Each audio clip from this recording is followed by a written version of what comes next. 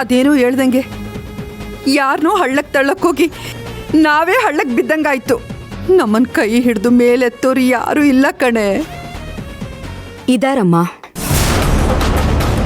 ನನ್ನ ಕಾಪಾಡೋಕ್ಕೆ ಸಾಧ್ಯ ಇರೋದು ಒಬ್ರಿಗೆ ಮಾತ್ರ. ಅದು ದ್ರೋಣ ಅಣ್ಣನಿಗೆ ಮಾತ್ರ. ಲೇ, ಈ ಕೇಸ್ ವಿಚಾರಣೆ ಮಾಡಿ ತನಿಖೆ ಮಾಡಿ ನಮ್ಮನ್ನ ಜೈಲಿಗೆ ಹಾಕ್ಸ್ತವ್ರೆ ಅವರು. ಅಂತವ್ರು ನಮ್ಮನ್ನ ಕಾಪಾಡ್ತಾರೇನೆ. ಅವ್ರಿಗೆ ಈಗ ನನ್ನ ಮೇಲೆ ನಂಬಿಕೆ ಸತ್ತು ಹೋಗಿದೆ. ಇಲ್ಲ ಅಂದಿದ್ರೆ ಖಂಡಿತ ಸಹಾಯ ಮಾಡ್ತಿದ್ರು. ಹಾಗಂತ ನಾವಿಲ್ಲೇ ಉಳಿಯೋಕ್ಕಾಗಲ್ಲ. ಹೇಗಾದ್ರೂ ಸರಿ, ನಾವು ಆಚೆ ಹೋಗ್ಲೇಬೇಕು. ನಮಗೀ ಗತಿ ತಂದಿರೋರ್ ನಿದ್ದೆ ಕೆಡಿಸ್ಲೇಬೇಕು.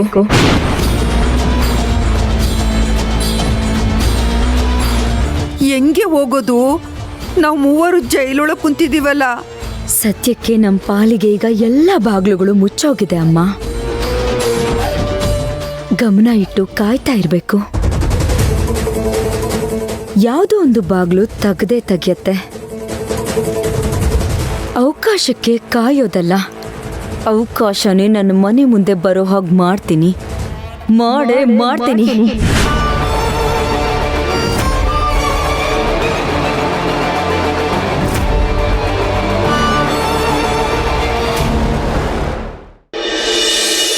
ಸರ್, ಯಾರ್ಯಾರು ನನ್ನ ಹೆಂಡತಿನ ಕೊಲೆ ಮಾಡಕ್ಕೆ ಪ್ರಯತ್ನ ಪಟ್ರೋ ಅವ್ರಿಗೆಲ್ಲ ತಕ್ಕ ಶಿಕ್ಷೆ ಆಗಲೇಬೇಕು. ನನಗೇನಾದರೂ ಅವಕಾಶ ಇದ್ದಿದ್ರೆ ಅವ್ರನ್ನ ತುಂಡು ತುಂಡ ಕತ್ತರಿಸಾಕ್ಬಿಡ್ತಾ ಇದ್ದೆ. ಆದರೆ ಏನು ಮಾಡಲಿ, ಕಾನೂನನ್ನು ಬೇಲಿ ನನ್ನ ತಡೀತಾ ಇದೆ. ಪರವಾಗಿಲ್ಲ ಸರ್, ಆದರೆ ಅದೇ ಬೇಲಿ ಅವ್ರಿಗೆ ಜೈಲಾಗಬೇಕು. ಆ ಬೇಲಿ ದಾಟಿ ಅವರು ಆಚೆ ಬರಲೇಬಾರ್ದು. ಆ ಜವಾಬ್ದಾರಿ ನಿಮ್ಮದು ಸರ್. ಸರ್, ನಿಮ್ಮ ಫೀಸು ಎಷ್ಟಾದರೂ ಆಗಲಿ ಅದನ್ನು ನಾನು ಕೊಡ್ತೀನಿ. ಆದರೆ ಆ ನನ್ನ ಮಕ್ಳಿಗೆ ಮಾತ್ರ ಶಿಕ್ಷೆ ಸಿಗೋ ಹಾಗೆ ನೀವೇ ಮಾಡಬೇಕು. ನಿಮ್ಮ ಪರವಾಗಿರೋ ಸಾಕ್ಷಿಗಳೇ ಗಟ್ಟಿಯಾಗಿದೆ ಇಂದ್ರ. ಹಾಗಾಗಿ ನ್ಯಾಯನೂ ನಿಮ್ಮ ಪರವಾಗಿ ಸಿಗುತ್ತೆ. ನೀವೇನು ಯೋಚನೆ ಮಾಡಬೇಡಿ. ಯಾವುದೇ ಕಾರಣಕ್ಕೂ ಈ ಕೇಸಲ್ಲಿ ಅವ್ರು ತಪ್ಪಿಸ್ಕೊಳ್ಳೋಕೆ ಸಾಧ್ಯನೇ ಇಲ್ಲ. ಅದಕ್ಕೆ ಬೇಕಾಗಿರೋ ಎಲ್ಲ ತಯಾರಿನೂ ನನಗೆ ಮಾಡಾಗಿದೆ. ಸರ್, ಬರೀ ತಯಾರಿ ಮಾಡಿದ್ರೆ ಸಾಲದು ಸರ್. ಆ ತಯಾರಿಗೆ ಜಯ ಸಿಗಬೇಕು. ಇಲ್ಲ ಅಂದ್ರೆ ಅಪರಾಧಿಗಳೆಲ್ಲ ತಪ್ಪಿಸ್ಕೊಂಡು ಬಿಡ್ತಾರೆ. ನನ್ನ ಸರ್ವಿಸಲ್ಲಿ ಇಂಥ ಕೇಸ್ ಎಷ್ಟು ಹ್ಯಾಂಡಲ್ ಮಾಡಿಲ್ಲ ನಾನು. ನಿಮಗೆ ಯೋಚನೆ ಮಾಡಬೇಡಿ ಅಂತ ಹೇಳಿದೆ ತಾನೆ. ಆರಾಮಾಗಿರಿ, ಮಿಕ್ಕಿದ್ದೆಲ್ಲ ನಾನು ನೋಡ್ಕೋತೀನಿ. ಸರ್, ಅವ್ರಿಗೆ ಈ ಕೇಸಲ್ಲಿ ಜಾಮೀನು ಸಿಗಬಾರ್ದು. ನೀವು ಮಾಡೋ ವಾದಕ್ಕೆ ಅವ್ರಿಗೆ ಜಾಮೀನಿರಲಿ, ಅದ್ರ ಬಗ್ಗೆ ಆಲೋಚನೆ ಮಾಡೋದು ಕೂಡ ತಪ್ಪು ಅಂತ ಅನಿಸ್ಬೇಕು. ಹಾಗಿರ್ಬೇಕು ಸರ್ ನಿಮ್ಮ ವಾದ. ಖಂಡಿತ.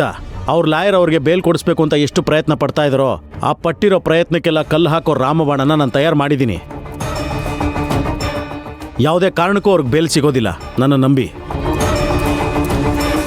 ಅದನ್ನೆಲ್ಲ ನಾನು ನೋಡ್ಕೋತೀನಿ. ನಾನಿನ್ನು ಬರ್ತೀನಿ.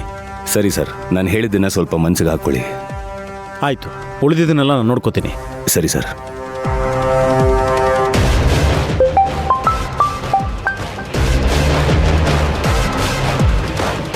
ಹಲೋ ಹಲೋ ಅಪ್ಪ, ಕೇಳಿಸ್ತಾ ಇದೆಯಾ? ನನಗೆ ಕೇಳಿಸ್ತಾ ಇದೆ ಮಗನೇ. ನೀನ್ ಎಲ್ಲಿದ್ಯಾ ಮೊದ್ಲು ಹೇಳು. ನಾನು ಇನ್ನೆಲ್ಲಪ್ಪ ಇರ್ತೀನಿ, ಇಲ್ಲೇ ಕೋರ್ಟ್ ಹತ್ರ ಇದ್ದೀನಿ. ಏನಾಯ್ತು? ಎಲ್ರಿಗೂ ಶಿಕ್ಷೆ ಆಯ್ತಾ? ಎಲ್ರದ್ದು ವಿಚಾರಣೆ ನಡೀತಪ್ಪ. ಅವ್ರನ್ನ ಮತ್ತೆ ಸಬ್ ಜೈಲಿಗೆ ಕರ್ಕೊಂಡು ಹೋದ್ರು. ಅವ್ರಿಗೆ ಸಬ್ ಜೈಲ್ ಅಲ್ಲ ಮಗನೇ, ಸೆಂಟ್ರಲ್ ಜೈಲಲ್ಲಿ ಕೊಳೆಯೋ ಹಾಗೆ ಮಾಡಬೇಕು. ಖಂಡಿತ ಆಗತ್ತಪ್ಪ. ಲಾಯರು ಅದನ್ನೇ ಹೇಳ್ತಾ ಇದ್ರು. ಅವರು ತಪ್ಪಿಸ್ಕೊಳಕ್ ಸಾಧ್ಯನೇ ಇಲ್ಲ.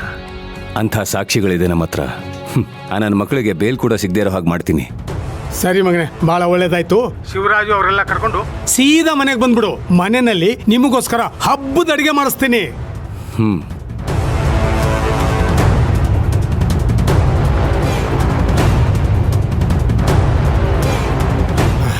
ಸಾವಿತ್ರಿ,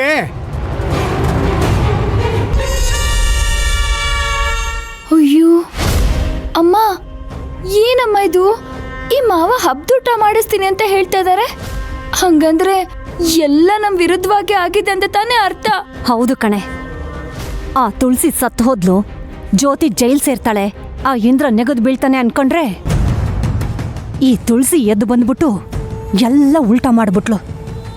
ಅಮ್ಮ, ಇವಾಗ ಏನಮ್ಮ ಮಾಡೋದು? ಇನ್ನೇನು ಮಾಡೋದು? ಇವ್ರು ಮಾಡೋ ಹಬ್ಬದ ಅಡ್ಗೆಯಲ್ಲಿ ನಮ್ಗೆಷ್ಟು ಸಿಗುತ್ತೋ ಅಷ್ಟು ಹೊಟ್ಟೆ ತುಂಬಿಸ್ಕೊಳ್ಳೋದು. ಸರಿ ಬಾ.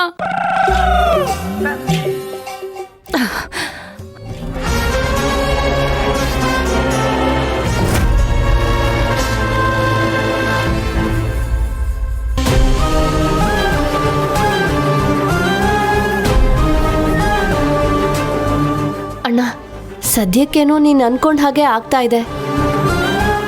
ಆದ್ರೆ ಮುಂದಕ್ಕೇನಾದ್ರೂ ಆ ಶ್ರೀರಾಮ್ ಸತ್ತೋಗಿದ್ದಾನೆ ಅನ್ನೋ ವಿಷಯ ಆಚೆ ಬಂದ್ರೆ ಅವಾಗೇನಣ್ಣ ಮಾಡ್ತೀಯಾ? ಅಂಥ ದಿನ ಬಂದ್ರೆ ಅವನನ್ನ ಮಣ್ಣು ಮಾಡಿದ್ ನಾನೇ ತಾನೆ. ಎಲ್ಲ ತಪ್ಪನ್ನು ನನ್ನ ಮೇಲೆ ಹಾಕೊಂಡು ನಾನೇ ಜೈಲಿಗೆ ಹೋಗ್ತೀನಪ್ಪ.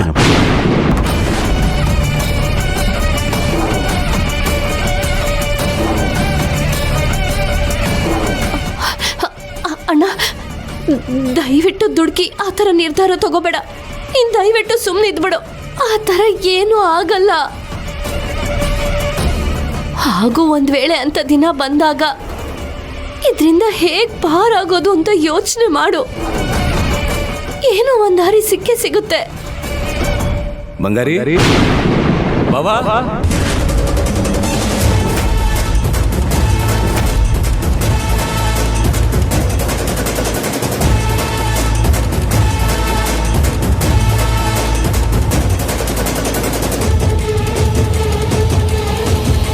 ಏನು ಯಾವುದರಿಂದನೋ ಪಾರಾಗಬೇಕು, ಯಾವುದೋ ಒಂದು ದಾರಿ ಸಿಗುತ್ತೆ ಅಂದ್ರೆ ಏನರ್ಥ?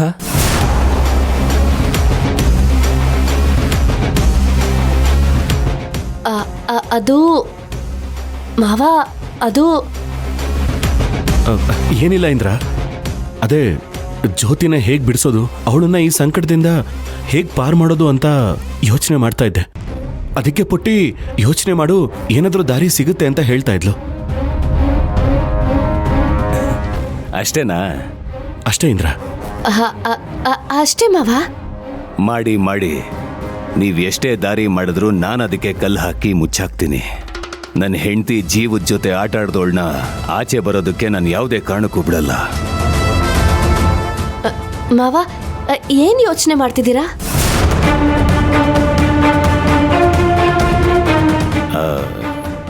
ಏನಿಲ್ಲ ಬಂಗಾರಿ, ಬಾವನ್ನ ಮನೆ ಕರ್ಕೊಂಡು ಹೋಗಿ ಊಟ ಮಾಡ್ಸೋಣ ಅಂತ ಅನ್ಕೋತಿದ್ದೆ. ಬಾವಾ, ಬಾ ಮನೆಗೆ ಹೋಗೋಣ. ಬೇಡ ಇಂದ್ರ, ನೀವು ಹೋಗಿ, ನಾನು ಮನೆಗೆ ಹೋಗ್ತೀನಿ. ಬಾವಾ ಬಾ ಬಾವಾ, ಮನೆಗೆ ಬಂದು ಊಟ ಮಾಡ್ಕೊಂಡು ಹೋಗುವಂತೆ ಬಾ. ಇಲ್ಲ ಇಂದ್ರ, ಮನೇಲಿ ಅಜ್ಜಿ ಕೆಂಪ ಇಬ್ಬರೇ ಇದ್ದಾರೆ, ನಾನು ಮನೆಗೆ ಹೋಗ್ತೀನಿ. ಅಣ್ಣ, ಅಜ್ಜಿ ಏನ್ ಮಾಡಿರ್ತಾರೆ? ಬಾ ಮನೆಗೆ ಬಂದು ಊಟ ಮಾಡ್ಕೊಂಡು ಅಜ್ಜಿಗೂ ಊಟ ತಗೊಂಡು ಹೋಗುವಂತೆ. ಪುಟಿ, ಬೇಡಮ್ಮ, ನಾನು ಮನೆಗೆ ಹೋಗ್ತೀನಿ ಬಿಡು. ಏನ್ ಬಾವ ನೀನು, ನಮ್ಮನೇನು ನಿಮ್ಮನೇನೇ ಅಲ್ವಾ? ಗೊತ್ತಾಯ್ತು ಬಿಡು, ನೀನು ಯಾವುದೋ ಬೇರೆ ಮನೆ ಅಂತ ಅನ್ಕೊಂಡಿದ್ಯಾ. ಚಚೆ, ಹಾಗೇನಿಲ್ಲ ಇಂದ್ರ. ಮತ್ತೆ ಬಾ ಬಾಬಾ, ಊಟ ಮಾಡ್ಕೊಂಡು ಹೋಗುವಂತೆ ಬಾ.